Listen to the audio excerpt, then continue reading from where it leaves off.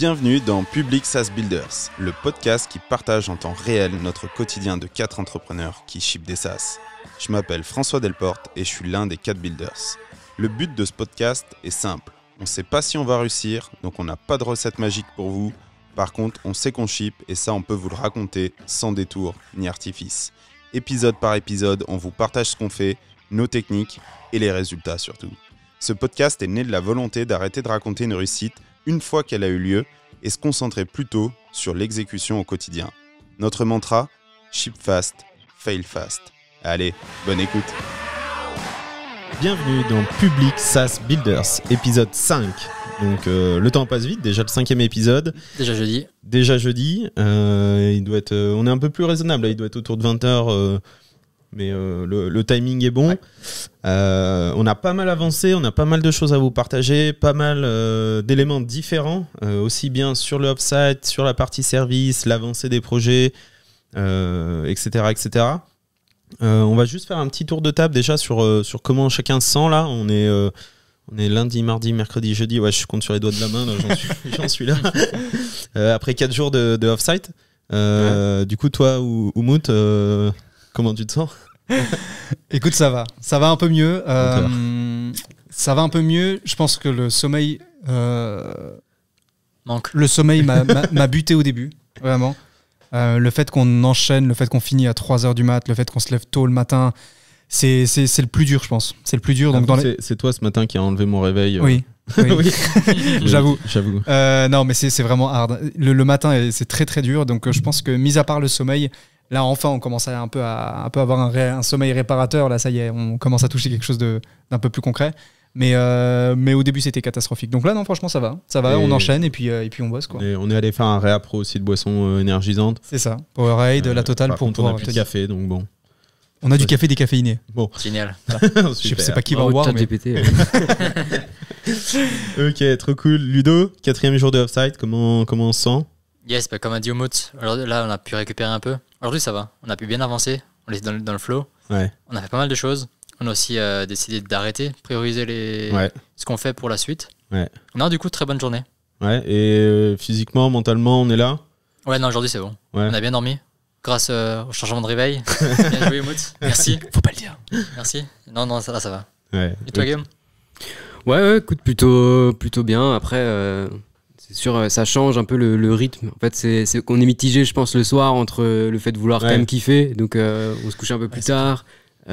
Donc, le réveil est d'autant plus dur. Mais bon, ça reste OK. Surtout qu'on se fait un petit sport tous le matin, un bon petit déj. Donc ça va, c'est plutôt cool. Ça compense la 2e raclette du soir, quoi. C'est ça compense un petit peu.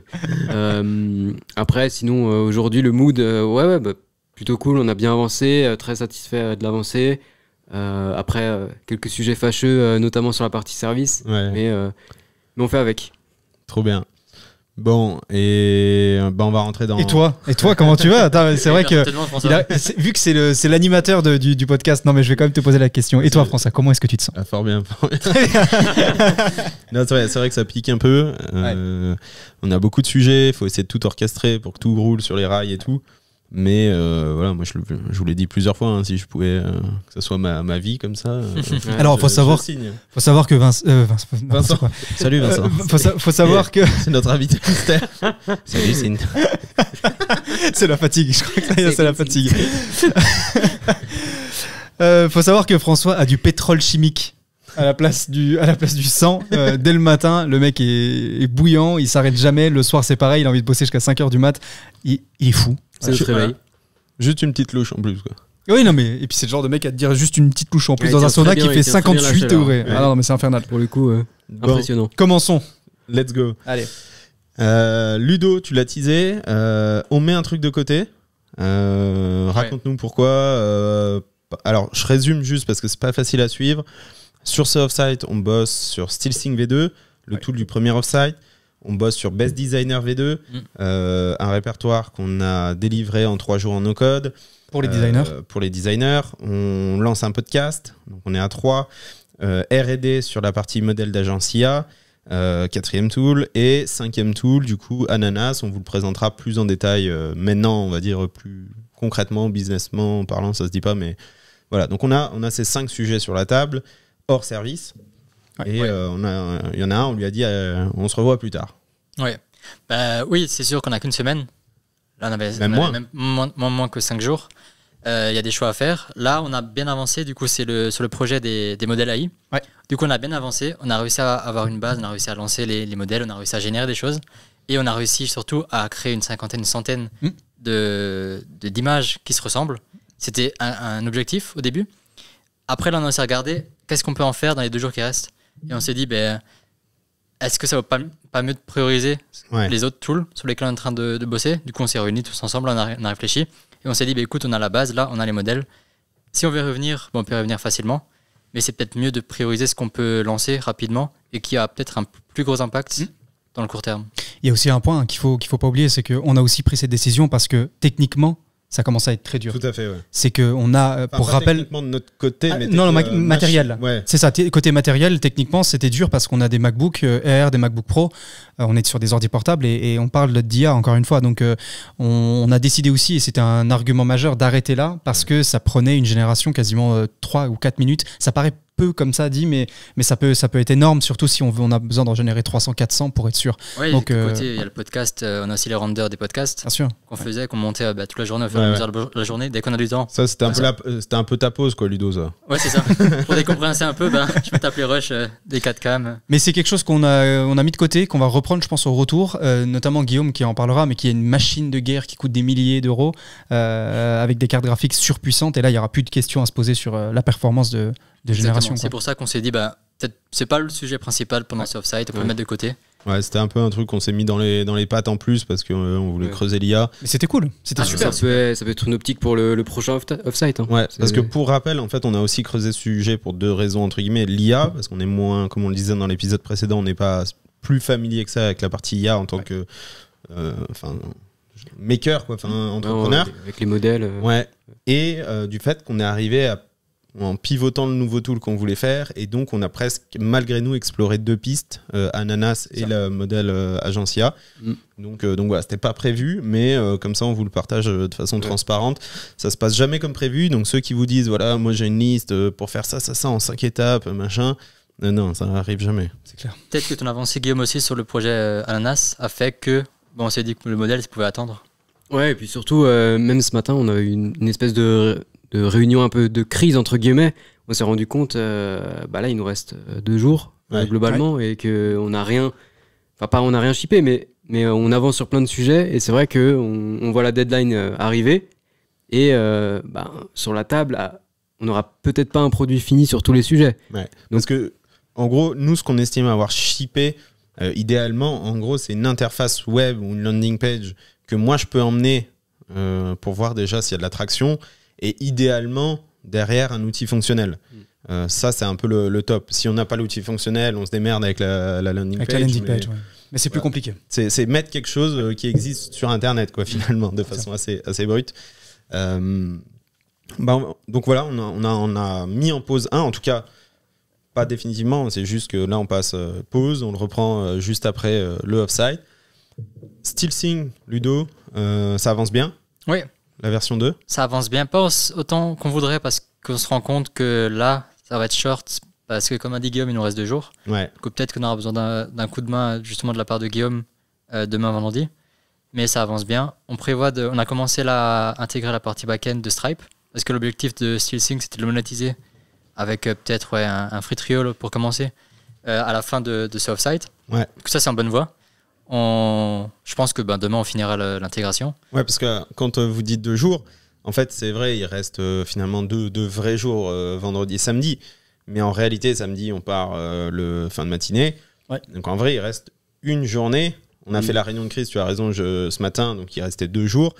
Mais à l'instant de ce podcast, il nous reste que demain. C'est ça. Ouais, non, c'est vrai. Du coup, on se focus aussi on priorise. On a fait la démo hier, ça nous a permis de reprioriser ce qu'on fait. Du coup, on est parti sur Stripe en priorité. Ouais.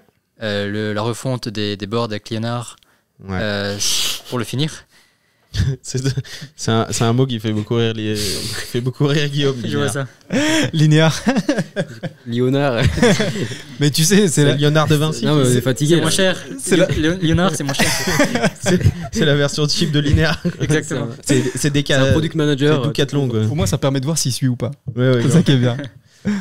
Non, mais du coup, c'est en bonne voie, mais on a repriorisé et peut-être qu'on n'arrivera pas à shipper tout ce qu'on voulait. Ouais, on a dû mettre 2-3 trucs de côté, donc c'est pas des trucs qu'on a fait pour kiffer, hein, c'est des choses qui viennent de feedback user, qui viennent de... Alors, on a fait l'erreur de le distribuer à la fois aux SaaS et à la fois aux agences. Donc, on a des retours de tous les côtés. C'est un peu le bordel. Mais du coup, on a lag un peu. On a sorti des choses. Ouais. Guillaume est mort. Guillaume est parti en fou rire, donc ça va être compliqué là. Donc, on repriorise. L'épisode d'après sera intéressant parce qu'on fera le point. Là, moi, mon feeling, c'est qu'on sera plutôt autour de 50-60% de ce qu'on avait en tête comme idéal. Ouais. Putain, mais...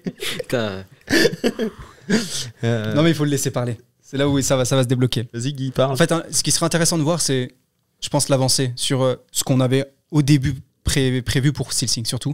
Et là où on en est aujourd'hui, et le final, finalement, tout ce qu'on a dû enlever, tout ce qu'on a dû mettre de côté pour proposer le produit. Alors, honnêtement, sur SteelSync, nous, la première version, c'était vraiment notre avis à nous. C'est comment nous l'utilisait en tant qu'agence. Oui. Mais du coup, il y avait beaucoup de retours d'utilisateurs parce que ça collait pas avec leur fonctionnement, quoi. Bah, on a fait un truc avec le recul qui est un peu débile parce que on a pris cet outil, enfin ce problème qu'on avait nous, on a fait un outil. C'est pas moi. On a fait un outil et on l'a marketé pour d'autres gens pour une cible qui est pas tout à fait comme nous. Ouais. Donc forcément, ça a été un peu le bordel, mais c'est pas grave. On réaffine, on remarket l'outil. Donc on verra dans l'épisode de demain, SteelSync V2. Est-ce qu'on a déjà des problèmes aujourd'hui que tu as identifiés côté Stripe ou... Il y avait des questions comme par exemple, peut-être que ça va casser l'utilisation des gens actuels, des bêta-testeurs actuels. Ça, on s'est posé la question, qu'est-ce qu'on fait ? On va essayer au maximum de les onboarder sur la nouvelle version, sans perdre les datas, sans rien perdre. Parce qu'on a beaucoup de data, parce que c'est leur gestion de produits. Ouais, exactement. Aujourd'hui, il y a une centaine d'utilisateurs, donc plus ou moins une centaine de boîtes différentes. Ça représente, je sais plus, genre 4000 tickets produits différents. Donc c'est vrai que c'est un sujet, on peut pas juste claquer comme ça, quoi. C'est ça. Mais on a confiance, ça va le faire. Ça va le faire. Bah écoute, demain, on regardera SteelSync, mais c'est un beau bébé. On a 700 mails qui sont prêts à partir pour présenter la V2, plus la centaine de bêta users, la monétisation. Donc aujourd'hui, on va partir sur $19 par mois avec un free trial, donc une période d'essai de 15 jours. On verra, on changera sûrement, on fera plein de trucs, mais en tout cas, on avance comme ça. Toi, Mout, la journée là, c'est passé comment ? La journée s'est bien passée. J'ai dû bosser sur aussi pas mal de sujets en même temps. J'ai l'impression que toute la semaine je fais ça. Finalement, je passe d'un sujet à un autre. Je passe d'un sujet. François a besoin de ça. C'est ça, c'est la pieuvre, la pieuvre du design. Préférée, c'est j'ai une idée. Non, je supporte pas cette. Quand j'entends François débarquer, je le vois du coin de l'œil comme ça. Il commence à venir vers moi comme un cat et il me dit putain j'ai une idée. Et je suis là oh putain c'est bon, ça part pour 4 heures de design. Mais souvent c'est des très bonnes idées. Faut l'avouer. Il y a aussi des idées chiottes. Mais bon, c'est comme ça, on peut pas y arriver tout le temps du premier coup. Hein. Et j'ai aussi Guillaume qui en fait des belles aussi comme ça. Il se retourne d'un coup, tiens, tu me fais une pop-up et puis c'est cadeau. C'est cadeau. Mais non, mais moi j'adore travailler de cette manière. C'est pour ça qu'on s'entend très bien. Et de toute façon, ce qui est bien, c'est que j'adore parce que le fait que vous avez besoin de ça en fait pour pouvoir vous projeter, vous avez besoin de ça pour essayer d'illustrer en fait à quoi ça pourrait ressembler et surtout le dev derrière directement.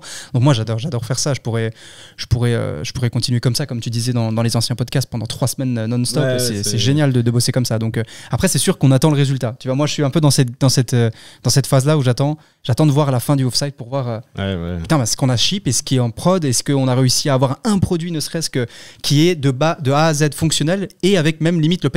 Moi c'est ça, c'est un peu mon état aujourd'hui de... Moi, ça normalement SteelSync est fonctionnel aujourd'hui, donc exactement. Avec le paiement ça devrait aller. Bien sûr. Maintenant on parlera d'Ananas, mais Ananas paraît plus compliqué à shipper de A à Z, mais effectivement je te rejoins, c'est un peu l'objectif.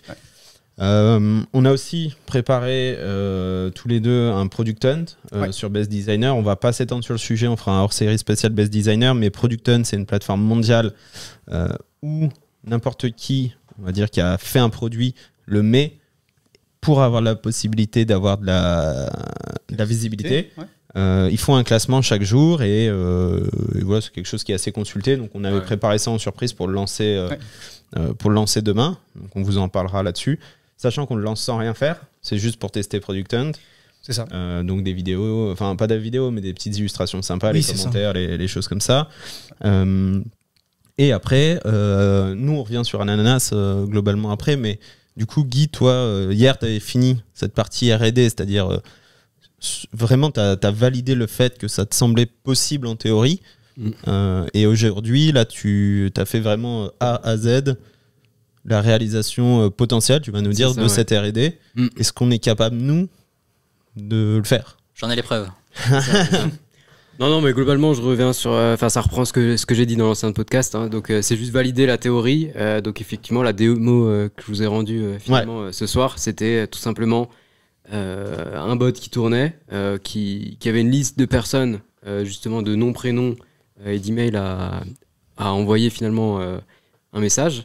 Et donc après, on a vu le bot faire sa petite vie, aller sur le profil de la personne. S'il l'avait en ami, il l'ajoutait. Enfin, il lui envoyait directement un message. Sinon, il l'ajoutait, etc., etc. Donc ça tournait.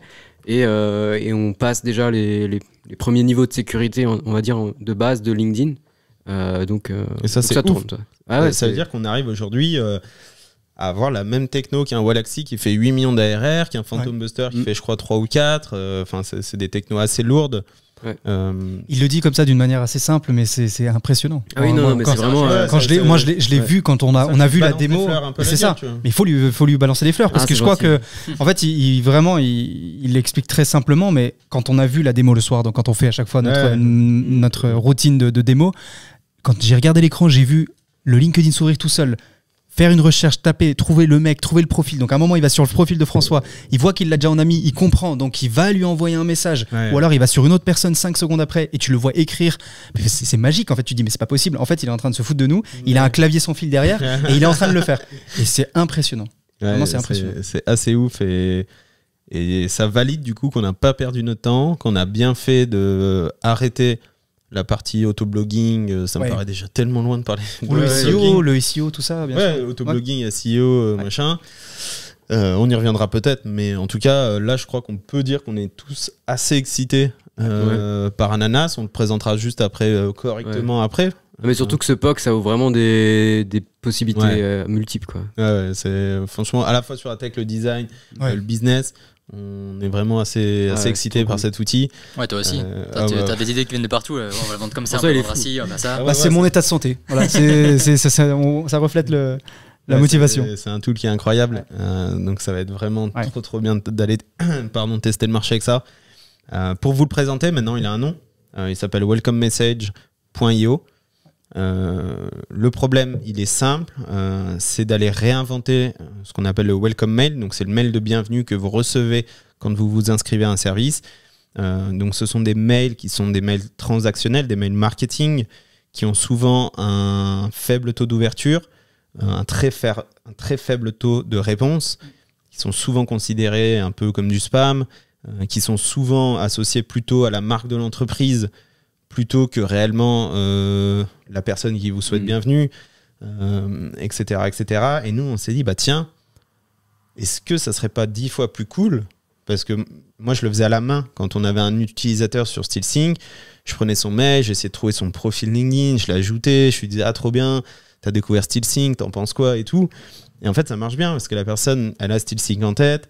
Elle se dit, tiens, c'est une personne de la team qui me parle, donc trop cool. Donc ça marche bien pour avoir du feedback, ça augmente notre audience sur LinkedIn. Et ça fait une relation de confiance surtout. Ouais, exactement. Donc on s'est dit, vas-y, go, réinventer le welcome mail, proposer un outil qui s'interface avec votre database, avec un SDK. On va pas rentrer trop dans le détail, mais voilà, pour ceux qui veulent du concret, voilà, vous copiez-collez un SDK dans votre code source, ça remonte les événements type sign up, subscription, churn, ce genre de choses. Donc tout ce qui est prise d'abonnement, résiliation d'abonnement, inscription, ce genre de choses. Grâce à ça, nous, on a aussi les infos first name, last name via le SDK. Guillaume a réussi ce POC incroyable. On peut aller retrouver le profil LinkedIn, on peut aller gérer ça, on peut l'ajouter, checker s'il nous a accepté, lui envoyer un DM automatique. Donc du coup, on peut automatiser tout ce boulot que je faisais. et du coup avoir même plusieurs personnes dans l'équipe qui envoient des DM LinkedIn et tout. Donc c'est vraiment un outil qui est incroyable. Dans le fond, il n'y a aucune raison qu'une personne dise bah ça m'intéresse pas. Je veux perdre 45 heures par semaine. Oui. J'adore ça. Et surtout, la différence elle est énorme. Donc ça sera surtout une recherche de comment on le distribue et quel prix ça coûte. Ouais. Et ça sera une course au copycat. Ah, forcément. Parce qu'à partir du moment où on sera live, on sera... Voilà. On va être sous le feu de projecteur. Il y a une barrière à l'entrée technologique qui est un peu plus élevée que ce qu'on peut avoir sur d'autres choses. Donc ça va nous protéger, mais il faudra aller vite. Donc voilà, mais très excité. Et demain, on vous parlera de la DA du branding qui est absolument tarée. On a fait vraiment autre chose que ce qu'on fait d'habitude dans notre Product Studio. Mais peut-être au moins 2-3 mois sur cette partie Figma. T'as attaqué la landing page aussi, donc expliquer la différence entre Figma, Framer. Ouais. Comment tu commences? Parce que j'imagine s'il y en a qui connaissent Figma, moi j'ouvre Figma, je crée un carré noir et puis après il se passe quoi? Ouais. C'est pas aussi facile que ça. Mais alors ça c'est la partie facile justement. Voilà, c'est ça. En gros, on va dire qu'on a un process qui est très simple et qui est très similaire. On va dire qu'en une semaine, je peux shipper potentiellement 3 landings si c'est correctement fait, si le process est correctement fait. Ce qui est intéressant là avec l'outil Welcome Message, c'est que au moment où on a l'idée, on arrive tout de suite à avoir, on va dire, une feuille blanche. Vraiment, on le fait de manière manuelle. C'est-à-dire qu'on prend un stylo. On va avoir des outils cool déjà quand même. C'est ça. Pour s'inspirer. Bien sûr. Alors, on va déjà s'inspirer, mais on va aussi surtout essayer déjà de créer une première base. C'est-à-dire qu'on va écrire noir sur blanc. Qu'est-ce qu'on pourrait avoir comme section? Qu'est-ce qu'on voudrait mettre en avant, etc. Sans rentrer dans le wording. Rien. On s'en fout. Moi, je suis là pour le design. Donc, une fois qu'on a fait ça, je sais potentiellement, par exemple, ce que veut François, ce que veut Guillaume, ce que veut Ludo. Ensuite, je vais aller me brainstorm, je vais aller chercher un peu, je vais chercher de la DA, je vais essayer de regarder sur des outils comme One Page Love, etc. Je vais regarder ce qui se fait en tendance ou on va dire de manière générale. Et ensuite, je commence la conception. Et donc là, ça passe sur Figma. Donc je mets vraiment sur Figma tout ce que j'ai en tête. Je vous montre aussi beaucoup parce que c'est pour moi, c'est très important d'avoir votre feedback à chaque fois que je fais quelque chose parce que ça peut prendre beaucoup de temps. Et là, je commence à faire aussi des animations sur Figma. Je fais beaucoup de motion design aussi pour encore plus avec des micro-interactions, donner envie. Et quand on a des... On en reparlera, mais des animations, des éclairs, des trucs, etc. On a l'impression qu'on est dans une autre dimension. Et une fois que c'est validé, une fois que la maquette a une bonne gueule, là, je passe sur la partie Framer. Et donc là, c'est magique parce que en fait, l'écosystème Figma Framer, avec un one-click, donc copie-coller, on copie-colle littéralement, on a un website qui se construit en littéralement une journée. Ouais. Alors dit comme ça a l'air simple. On a l'impression que tout le monde peut le faire. Il y a beaucoup encore de spécificités à l'intérieur où en fait il faut que ça soit hyper bien fait pour que ça s'adapte sur toutes les plateformes, etc. Mais c'est la recette un peu magique que j'ai chez nous chez FIG, quoi. Trop bien. Ouais, ça c'est vraiment ultra puissant, quoi. Unfair advantage de ouf parce que même techniquement nous, si on voulait faire un site web en dev, en fait aujourd'hui tu peux plus combattre le no-code. Hein. C'est la preuve qu'il faut avancer. Faut pas tomber amoureux de son produit, de ses technos. Parce que ça bouge vite. Hein. Bah surtout avec le niveau de design de Moon, si vous devez coder ça. Ah oui, en plus. Bonne chance. Allez, on veut pas. Ah, c'est compliqué. Très très poussé. On vous mettra le lien en commentaire du site pour que vous puissiez aller voir, mais c'est vraiment canon. Trop cool. Donc en résumé, aujourd'hui on resserre un peu. On fait toujours la partie donc SteelSync V2 à fond. Donc 3 personnes vraiment à temps plein. Toi, Ludo, Adrien, Philippe. Guillaume évidemment en support, ou montez-moi sur la partie design, copywriting s'il y a besoin. Welcome Message, maintenant pareil, qui est en full time. Nous 3, Guillaume, Oumout et moi. Podcast, ça tourne. Best Designer, on a bossé dessus en parallèle. Le Product Hunt est prêt pour demain matin. Et puis l'agence Model IA en stand-by. Donc une belle journée. On clôture simplement avec un point d'attention sur le service, parce que voilà, on est toujours transparent, mais aujourd'hui on a appris qu'on a un client qui a des difficultés de paiement. Ça arrive, c'est normal. Du coup, ça discute échéancier, ça discute finalement comment nous on réduit notre risque, parce qu'on est une petite boîte et même si on fait un chiffre d'affaires non négligeable, c'est de l'humain derrière, donc il y a beaucoup de salaire. Donc en fait, nous, 2-3 mois d'impayés peuvent nous faire couler la boîte. Donc on a passé au moins 2 heures aujourd'hui rien que sur ce sujet, pour essayer de gérer au mieux cette partie temps, échéancement, montant. Et donc voilà, je ne sais pas si Guillaume, Ludo voulait rebondir là-dessus pour clôturer cet épisode et être transparent aussi pour ceux qui font du service. Bien sûr, c'est important. Non, mais c'est sûr que c'est des choses qui arrivent. C'est pas la première fois que ça nous arrive d'ailleurs. En général, ça se passe bien, mais comme dit, il faut trouver la solution idéale finalement pour réduire au mieux son risque. Je pense que on a pris la décision qu'on voulait prendre finalement en se concertant. Après, forcément, ça fait jamais plaisir. En plein milieu de la journée, ça nous a quand même un peu sorti de l'off-site. Ça nous a coupé. Ça sort le mood. Ouais, tu reviens à la réalité. Tout de suite, c'est des sujets qui te font un peu, qui te mettent en tension. Donc toi, après, j'ai pris une petite pause aussi pour histoire de souffler.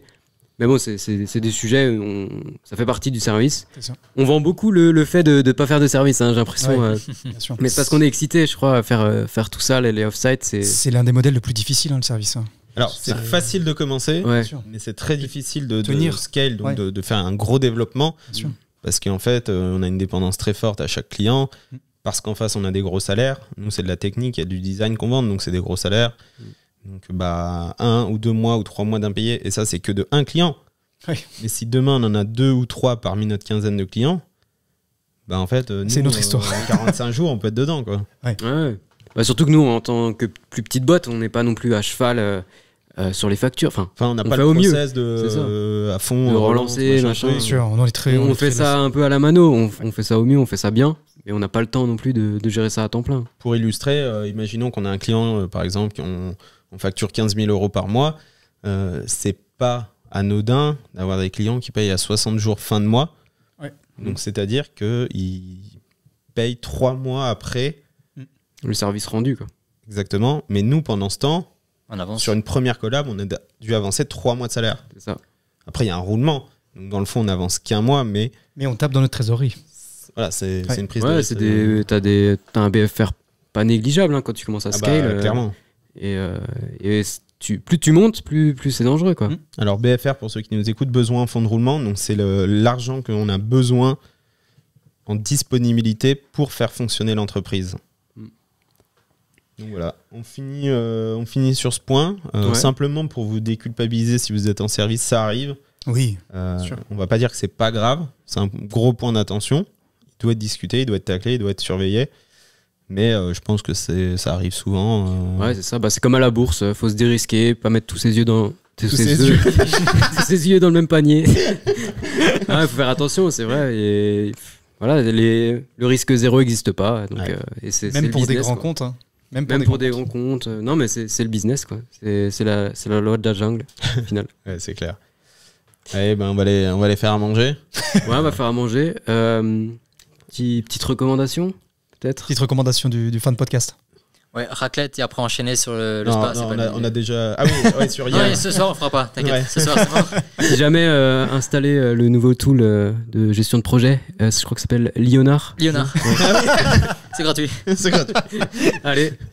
Lionard.davassi. J'ai l'idée pour la DA. Je vais m'y mettre. Allez, merci à tous de nous avoir écoutés. Et puis n'hésitez pas à partager l'émission Public SaaS Builders autour de vous. Pour ceux qui sont intéressés par le SaaS, par le service, par construire en public, partager nos expériences, etc. Donc en tout cas, nous on est trop contents et on fera un hors-série spécial podcast où on vous partage comment lancer un podcast, les chiffres et les problèmes, parce qu'on aime bien les problèmes. Ah oui. On adore. Allez, merci, bonne soirée à tous ou bonne journée. Ciao, ciao.